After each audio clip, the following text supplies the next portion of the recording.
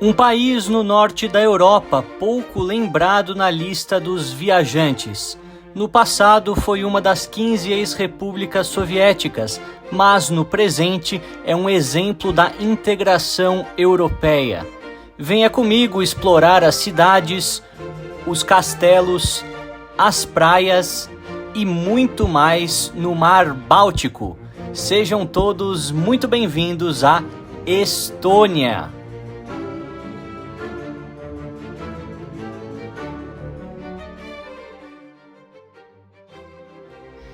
A nossa jornada, pessoal, começa aqui na capital Tallinn, uma cidade pequena de cerca de 400 mil habitantes e muito fácil de se caminhar. Eu fiquei em um hotel cerca de 2 quilômetros do centro, mas em um dia de sol como esse, andar por 20 minutos é sempre um prazer. Nessa parte da cidade, os prédios novos e fachadas mais modernas dominam a paisagem e mostram que a cidade e a Estônia como um todo está se desenvolvendo de maneira bastante rápida. E sejam todos bem-vindos à Estônia. Estou hoje aqui na capital Tallinn, essa cidade pequena, neste país pequeno que eu já estive há muito tempo, mas resolvi dar uma segunda chance aqui durante o período de verão, um pouco mais perto do verão. Na verdade, o meu plano é ir para a Rússia, mas como eu vou ficar aqui alguns dias, tanto na ida quanto na volta, obviamente que também vou mostrar algumas cidades e a cultura da Estônia, esse país tão peculiar que está dividido entre os países bálticos, entre os países nórdicos, tem uma forte influência russa por conta da União Soviética e tem tantos detalhes relacionados à sua língua, à sua cultura, que eu acho que você vai se surpreender. Então me acompanhe nesse vídeo, se você gosta do meu trabalho, se inscreve no canal, deixa aqui os seus comentários e embarque em mais uma jornada aqui na Europa. Como toda cidade europeia, durante a primavera a gente pode observar muitas flores sendo vendidas nas ruas. A cidade antiga de Tallinn tem uma história medieval muito rica, com monumentos de vários séculos atrás. O estado de conservação do patrimônio histórico por aqui e a limpeza de todas as ruas por onde eu passei me impressionaram bastante. E como sempre eu faço aqui para vocês, vamos passar o perfil do país. A Estônia é um país muito pequeno, de apenas 1,3 milhão de habitantes. Nós temos uma divisão étnica bastante interessante do que mostra também os aspectos históricos. Temos cerca de 70% de estonianos, que são aqueles povos originários aqui dessa terra, mais de 23%, alguns falam até 25% de russos, e o restante seria aproximadamente uns 5% de outras nacionalidades, principalmente finlandeses, suecos e também ucranianos por conta da guerra atualmente. A Estônia é um país que revitalizou a sua economia de maneira drástica após a independência da União Soviética no ano de 1991.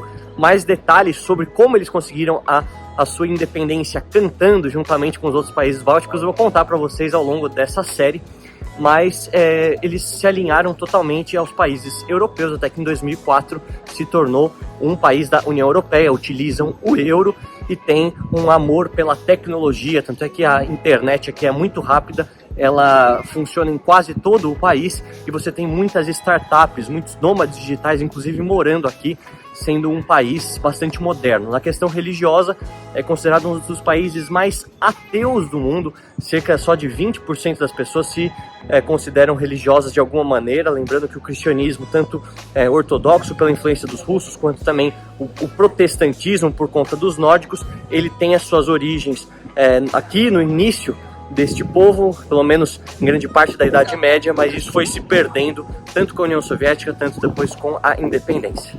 E por conta do seu centro medieval, por ter sido uma cidade hanseática, né, da Liga dos mercadores, dos navegantes que comercializavam aqui no Mar Báltico, em toda essa região do norte da Europa, a gente vê que esse centro antigo ele é muito bem desenvolvido, muito bem conservado, inclusive, e tem atraído milhares e milhares de turistas todos os anos, principalmente aqueles que vêm de navio através de outras partes da Europa e principalmente da Finlândia. Afinal, há um ferry, uma balsa, se assim podemos chamar, entre Helsinki e Tallinn, que faz esse trajeto em poucas horas e faz também com que esse fluxo de das pessoas dos países nórdicos que são ricas e que querem um destino um pouco mais acessível venham para cá. Afinal, aqui se usa o euro, mas os preços são ainda mais baixos do que em comparação com outros países da Europa convencional. Agora um pouquinho de história para vocês. Em 1285, a cidade de Tallinn era então chamada Reval e se tornou uma das cidades mais ao norte da famosa Liga Hanseática, uma importante aliança de mercadores europeus na Idade Média e que controlava grande parte do comércio por todo o Mar Báltico. Em quase todas essas cidades, a maioria da população era dominada pelos alemães. O rei da Dinamarca, que controlava essa cidade, vendeu Tallinn conjuntamente com outros territórios na Estônia aos reis teutônicos, em 1346. A cidade, então, se tornou indiscutivelmente o principal porto medieval do Golfo da Finlândia, já que estava em uma posição estratégica muito privilegiada no cruzamento entre a Rússia e o resto da Europa. Naquela época, a população era muito pequena, de apenas 8.000 pessoas, e a cidade fortificada contava com 66 torres de defesa para proteger os habitantes e a riqueza encontrada dentro das muralhas. Desde o início da invasão russa na Ucrânia em 2022, a Estônia, sendo um país membro da União Europeia e também membro da OTAN, aplicou severas sanções ao seu país vizinho. O maciço apoio aos ucranianos é facilmente observado nas fachadas do consulado russo em Tallinn. A gente pode ver várias mensagens contrárias ao presidente Putin denunciando a agressão russa na Ucrânia.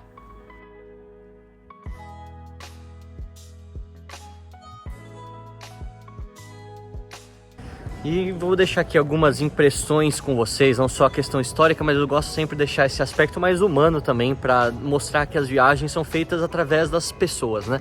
A primeira vez que eu estive aqui foi em 2016, com muito menos experiência em viagens, com menos dinheiro, numa época que era fria, então a impressão que eu tive desse país não foi negativa, mas ela foi não tão positiva, se assim posso dizer. Agora eu tô voltando na primavera, numa situação um pouco melhor da minha vida, e você começa a ver as pessoas com outros olhos. Às vezes as circunstâncias que você passa na sua vida influenciam diretamente a experiência que você tem em uma viagem. Os estonianos são peculiares, eles não são de conversar muito, realmente é um povo muito nórdico, muito reservado, mas de maneira alguma são mal educados ou são pessoas indiferentes para você. Portanto, é importante muitas vezes você dar uma nova chance para os países, para você ver e comparar tudo isso que você já viveu com aquilo que você vive agora.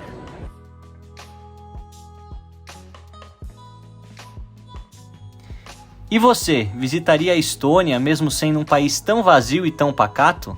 Deixa aqui os seus comentários, as suas opiniões, eu leio sempre tudo, respondo quase todos que me escrevem.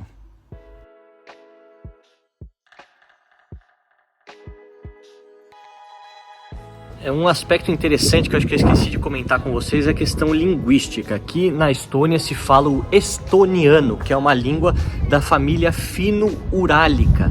Não está entre aquelas 3 famílias de línguas europeias importantes que eu já mostrei para vocês, já apresentei para vocês em um vídeo especial sobre as línguas europeias. São as línguas latinas, no qual inclui o nosso português, também as línguas eslávicas, que tem o russo como seu maior representante, e também as línguas germânicas, com o inglês, com o alemão, por exemplo. O fino-urálico é algo bem específico, não é nem uma língua indo-europeia, portanto, eles têm similaridades com o finlandês, são primos distantes dos húngaros, mas aqui se fala inglês amplamente, as crianças aprendem na escola, não é difícil nos centros turísticos, em todas essas regiões onde há um fluxo de estrangeiros muito grande, de você conseguir falar inglês e se virar muito bem. Inclusive, isso é um motivo o qual explica tantas pessoas que trabalham no setor de TI se mudarem para cá.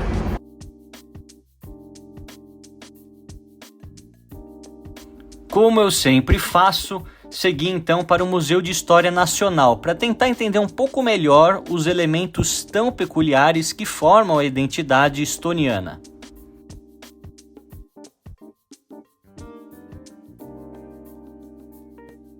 Eu estou aqui no Museu de História da Estônia.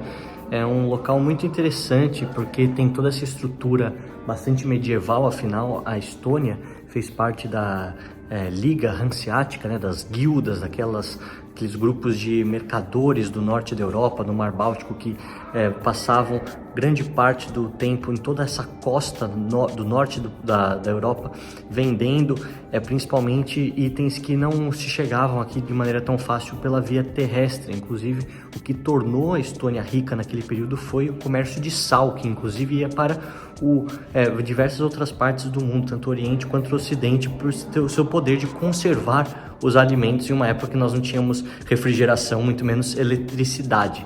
E a gente vê então que contam a história dessa parte de toda essa cronologia do país, assim, é claro, também falando sobre as ocupações, tanto alemãs quanto soviéticas durante o século XX, até a Revolução Cantada, que garantiu a independência do país em 1991. Além da incrível coleção de armas e espadas históricas, a gente pode ver as moedas que já foram usadas pelo país, com destaque para os rublos soviéticos, utilizados até 1991. Hoje, a Estônia, assim como os demais países bálticos, utiliza o euro.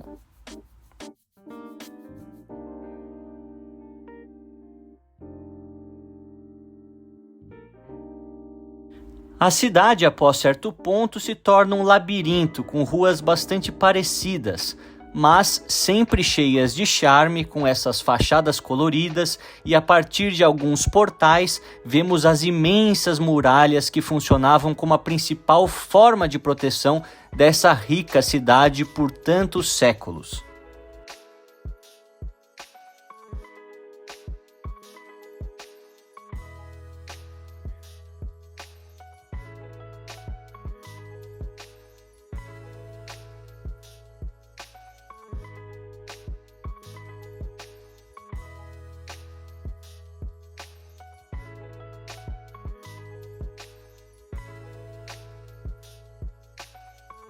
Eu cheguei aqui agora numa região interessante da capital Tallinn. Nós temos o Parlamento da Estônia aqui atrás, um prédio bonito, mas singelo comparado com outros parlamentos, com outros órgãos do legislativo que nós temos aqui na Europa, e temos aqui uma das principais igrejas ortodoxas. Lembrando que durante o século XIII, aqui no norte da região dos Bálticos, era uma das poucas regiões onde ainda haviam pessoas que seguiam o paganismo, que não tinham chegado a ter contato com o cristianismo. E aí os cruzados mandaram exatamente uma cruzada para essa região para catequizar, para cristianizar esse povo aqui do norte.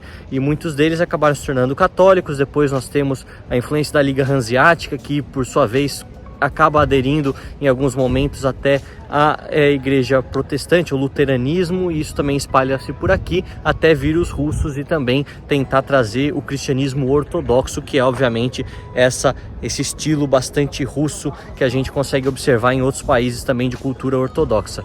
Mas é uma região interessante, você consegue ver muitos turistas, o clima está gostoso, uma região que eu tinha vindo aqui há muito tempo e não me lembrava que era tão perto do parlamento assim. Ao lado do parlamento há um belo parque público com jardins floridos, e apesar dos fortes ventos daquele dia, muitas pessoas aproveitavam aquela tarde para respirar o ar puro da primavera. Realmente uma cena muito bonita de se observar. Considerando que essa é uma das partes mais altas da cidade, conseguimos uma visão privilegiada das amplas avenidas ao entorno do centro histórico. E ao descer, vemos as imponentes torres, que eram fundamentais no aspecto militar. O que chamou muito a minha atenção também na minha última visita é que, mesmo estando tão próximo de um patrimônio histórico tão importante, vemos uma área de lazer bastante moderna, com quadras de basquete e campos de futebol para os jovens. É essa abordagem da arquitetura local de tentar juntar o moderno com o antigo de uma maneira harmoniosa. Bom, pessoal, e todo esse caminho que eu vim andando a pé muito tranquilo, que hoje é domingo, né? Mas ele passa em todo o perímetro ao entorno da cidade murada de Tallinn, que é essa cidade medieval, obviamente muito bem protegida, uma cidade portuária e que tinha uma posição estratégica numa posição mais alta do que o restante da cidade, das suas periferias. Mas vocês podem ver que o caminho você consegue andar muito gostoso, uma região muito verde, muito arborizada, inclusive o país da Estônia é um daqueles que tem corrido mais atrás de recuperar as questões ambientais, né? Plantando mais árvores e fazendo com que o país seja conhecido também pela sua política verde. Obviamente eles não têm muitas pessoas, não têm muitas indústrias, a pegada de carbono deles é baixa, mas é legal você ver essas iniciativas acontecendo também.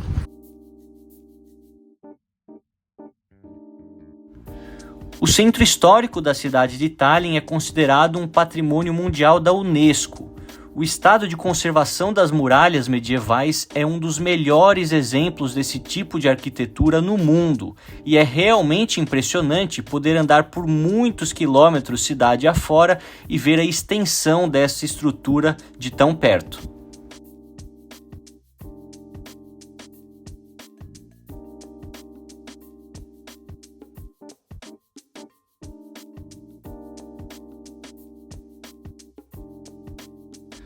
Depois fui até uma das igrejas protestantes da cidade, essa com uma grande torre, mas com cores pastéis e quase nenhum detalhe por dentro, por conta das tradições protestantes proibirem, em quase todos os casos, a disposição de imagens.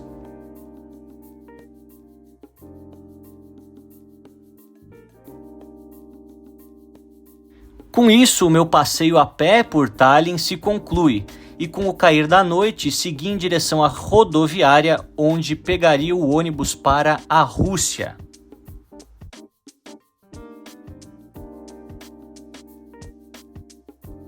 Bom, pessoal, os tempos difíceis de guerra, eles afetam a vida de todo mundo, direta ou indiretamente. Obviamente que aqueles que estão guerreando, aqueles que estão tendo suas casas invadidas, saqueadas e bombardeadas são os que mais sofrem.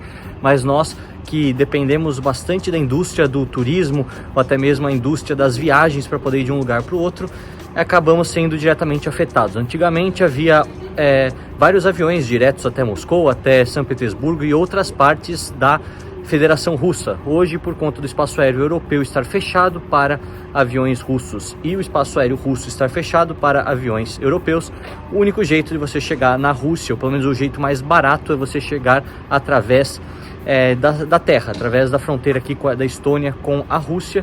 Afinal, a população aqui é majoritariamente estoniana, mas tem uma população significativa de russos, cerca de 22%. Portanto, a fronteira entre os dois países está aberta. Obviamente que nós, com o passaporte brasileiro, temos a vantagem de entrar na Rússia sem visto, o que facilita, obviamente, porque os europeus precisam de visto e poucos estão sendo emitidos durante esse período de guerra. Eu vou pegar esse ônibus, espero que a fronteira dê tudo certo, mostrar detalhes da viagem para vocês e também, obviamente, depois quando chegar lá, assim espero, Deus permita que eu chegue lá em paz, mostrar a belíssima cidade de São Petersburgo. Como já disse anteriormente, em breve postarei mais episódios sobre as outras cidades aqui na Estônia. Mas antes, vou começar com a série de mais de 10 vídeos que gravei na Rússia. Então, se você gosta desse canal e está curioso para saber como está a vida na Rússia durante esse período de guerra e sanções econômicas, peço que se inscrevam no canal, ativem as notificações e assistam os próximos vídeos. Tenho certeza que vocês todos vão se surpreender. Não percam!